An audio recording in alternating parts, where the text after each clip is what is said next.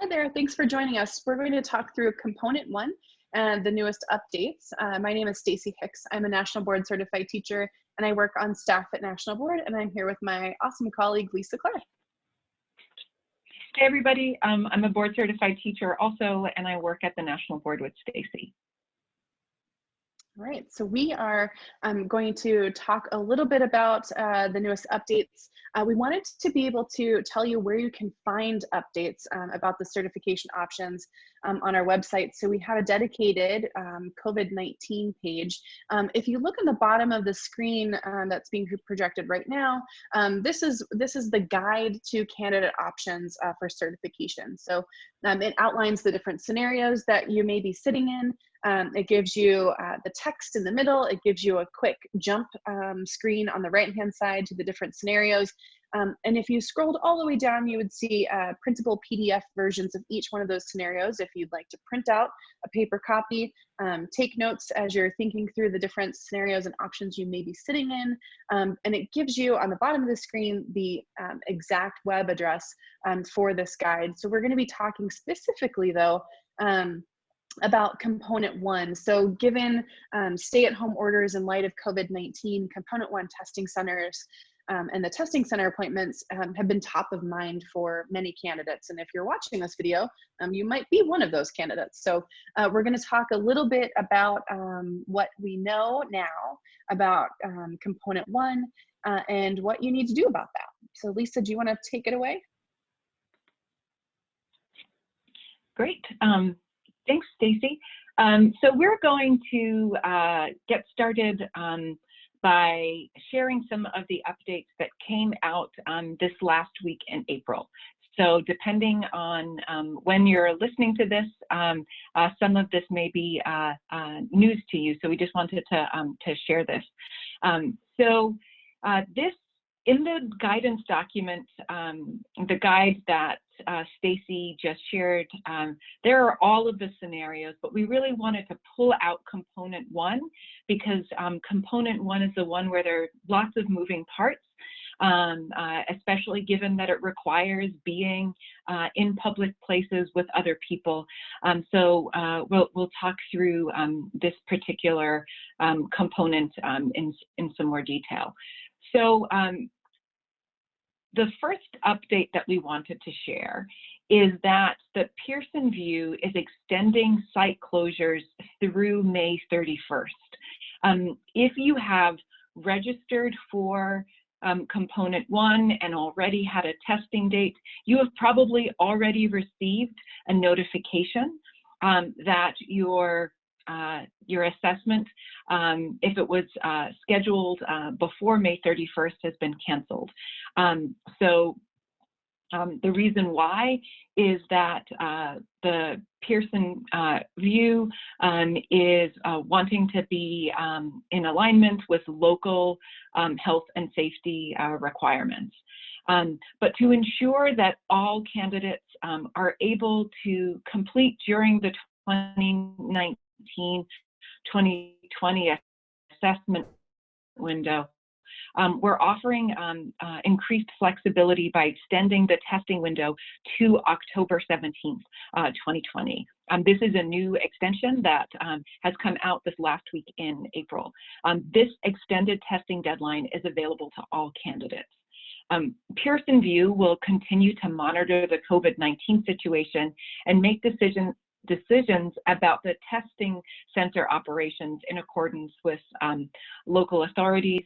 And Stacy and I just wanted to share that from the National Board, we're committed to ensuring that you receive all the updates and that your needs are met in terms of availability. So there are 3 scenarios within component 1 that we think you might find yourself in. The first one is if your assessment has been canceled. So if you were scheduled to test in May, as I mentioned before, your appointment has likely already been canceled. We're currently in the process of extending that window to October 17th.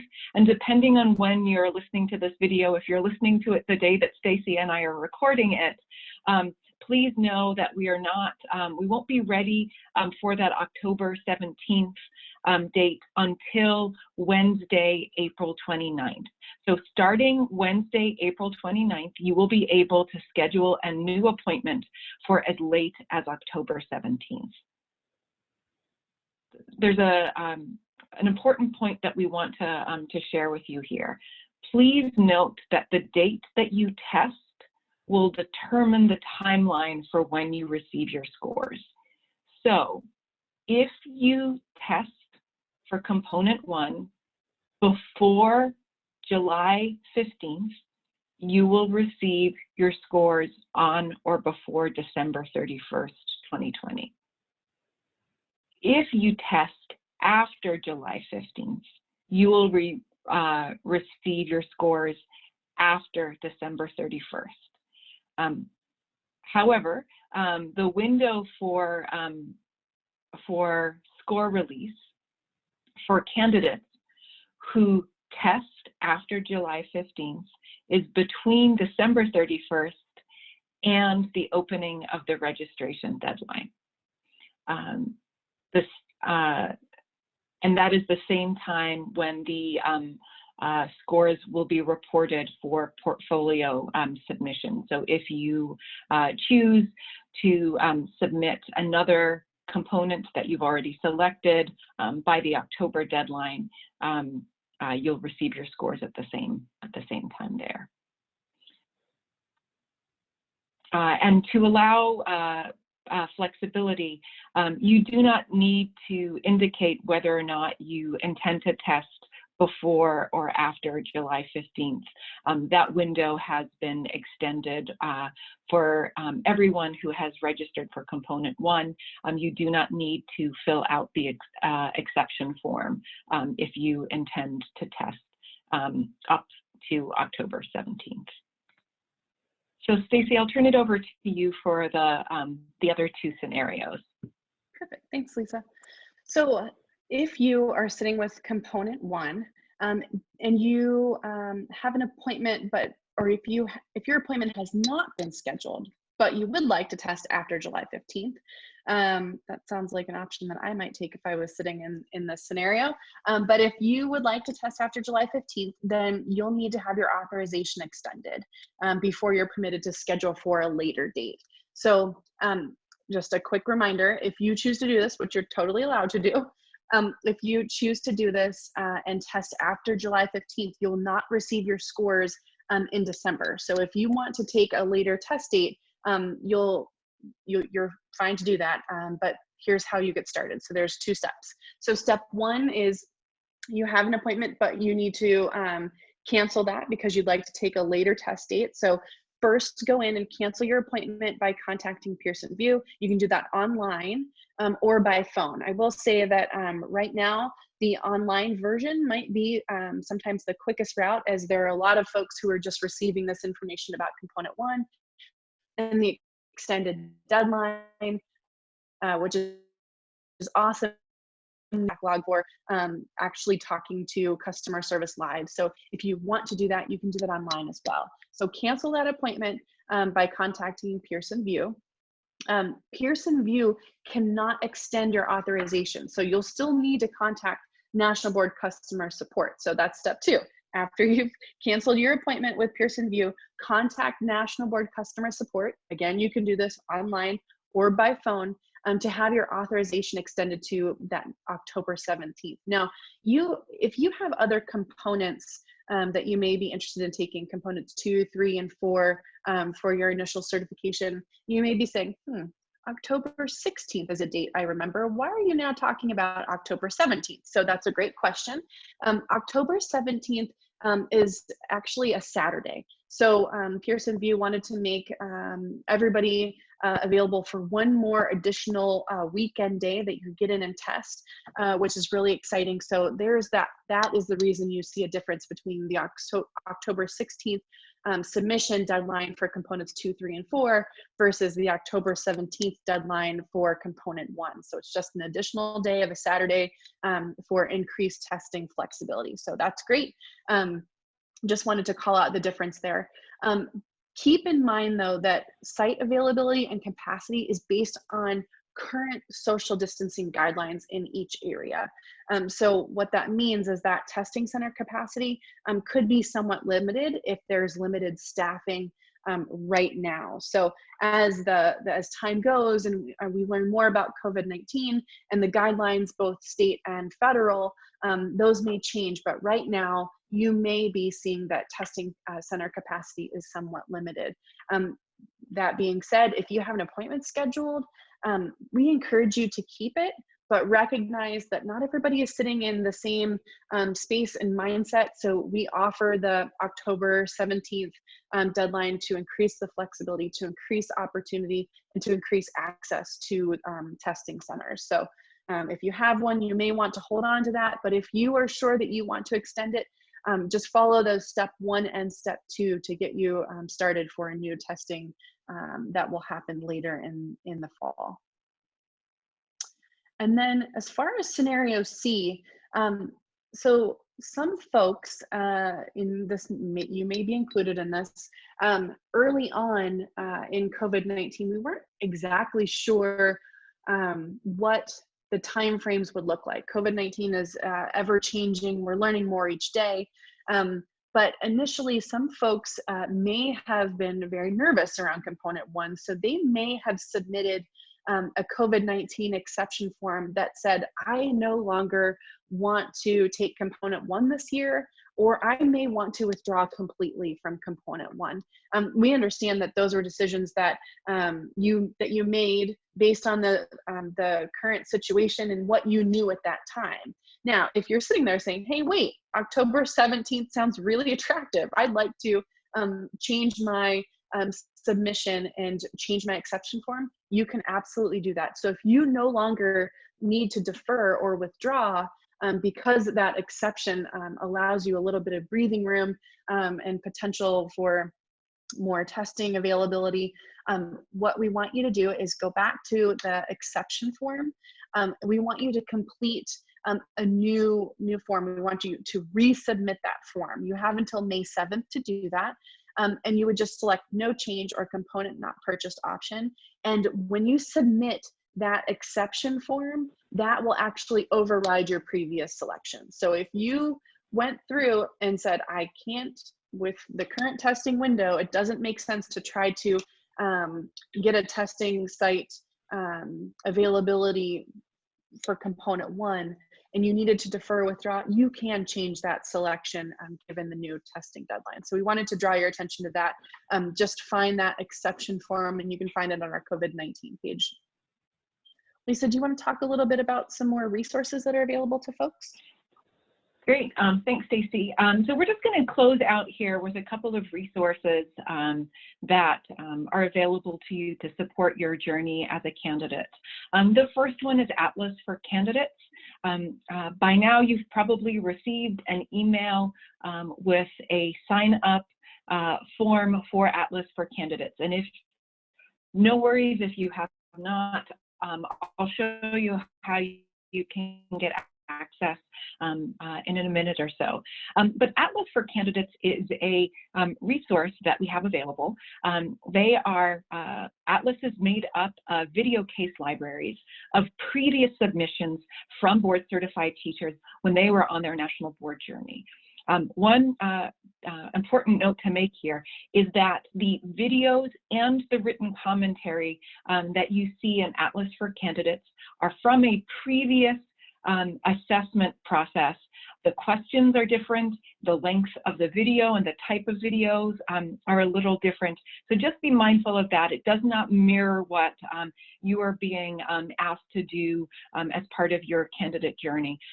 But we wanted to share it with you for a couple of reasons. One, we know we've heard from candidates that, you know, you'd love to just see what other teachers' videos look like in terms of quality and, you know, just many of folks who support candidates say, you know, it does not have to be a super polished video that looks like it's high production, and want you to see that the ones that are here are it's real teaching with real students and not a produced video. Also, you'll see the written commentary that the teacher submitted as part of their submission. And there are lots of reasons why this is helpful. One of the reasons that we've heard from candidates about why they find the written commentary really helpful is that it's a way to see teachers' reflective, descriptive, and analytical writing in action, and also to see the national board standards come to life in a teacher's reflection. So you'll have the written commentary, you'll also have the instructional materials, and there is a section called resources. And in that section, you'll see a couple of guiding questions. The first set are to help you as you review the video, and the second set of questions are for you to support your analysis of the written commentary. So if you haven't had a chance to access Atlas yet, here's where you can find access on the National Board site on our Atlas page, and to click the candidate button. We know that once the news started getting out about this, some candidates tried to get access with the 30-day free trial. Please know that Atlas for Candidates is free. The problem with going with a 30-day free trial is that you only get 30 days. But as a candidate, you will have access to these cases for the life of your candidate journey. So encourage you to click that button. You'll take a super quick survey, and within a couple of days, you will be added to Atlas for Candidates. Stacy's going to close us out in a few minutes talking about some webinars that we have recorded. One of the webinars that you'll be able to find on the site that she shares with you is an Atlas for Candidate webinar where we talked about this in more detail. So encourage you to check that out if this is something that you're curious about. And also wanted to let you know about a free candidate support course that is available to all candidates. It was not created by the National Board, but one that is available to you. All you need to do is to take this survey. Again, it's a super quick survey. Make sure to include your email address, and within 24 to 48 hours, we will add you to the course. And then you will have access to that course. The modules are really, really helpful. They talk through all of the components. There's some submission tips, and there's also some guidance for analyzing your scores once you receive them. So with that, I'm going to turn it back to you, Stacy. Thanks, Lisa. Lisa just talked about some amazing resources that are all free. I'm going to throw a few more at you and also give you a couple of lifelines for support. So one other resource that's really amazing is our mbpts.org COVID-19 site. So this page is dedicated to our latest staff and organization to providing frequent updates on the process and the way that it's being impacted by COVID-19. So this is information that's very timely. So you can find all of those updates, all of the updated guidance, all of the updated allowances and exceptions and extensions. All of those pieces are going to be located in our COVID-19 webpage at our National Board website. The other piece that we want to draw your attention to, we have a series called Core Connections. So following the COVID-19 initial pandemic awareness, I would say in mid-March, we started to host 3 times weekly webinars that were sometimes content-based, other times education at large webinars that were informative, led by teachers and experts in the field.